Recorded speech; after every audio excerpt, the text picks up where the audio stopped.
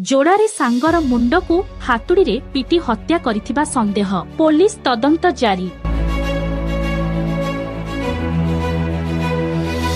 जणे सांग अन्य सांगर मुंड को हातुड़ी रे पिटी हत्या करिथिबा संदेह करा जाउछि। तेबे एपरी हत्याकांड घटना घटिछि केन्दुझर जिला जोड़ा पौरांचल वार्ड नंबर 6 वाचु होटिंग रे सांगर मुंड को हातुड़ी रे पिटी हत्या संदेह करा जाउछि। मृतक जनक हेउछंती भागवत बेसरा। अभियुक्त सांग दुर्गा नायक फेरार थिबा सूचना। तेबे हत्या पछर कारण अस्पष्ट रहिथिले सुधा घटनास्थल रे जोड़ा पुलिस पहुंची सबको जबत करिबा सहित हत्याकांड को नै तदंत आरंभ करिछि। तदंत परे एहार सत्यता जणा पड़िबो बोली कुहा जाउछि।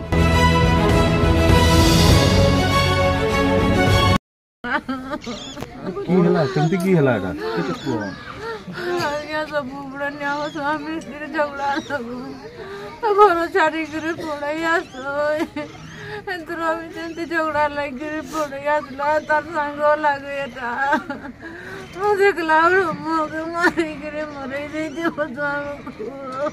के मारी छी ता सांग डानी सेनी डाकी अल्ला दिरो कोइला तब केमती मारला की जुगरू हला केमती जान गया गया राती केतोळ आसला गुरु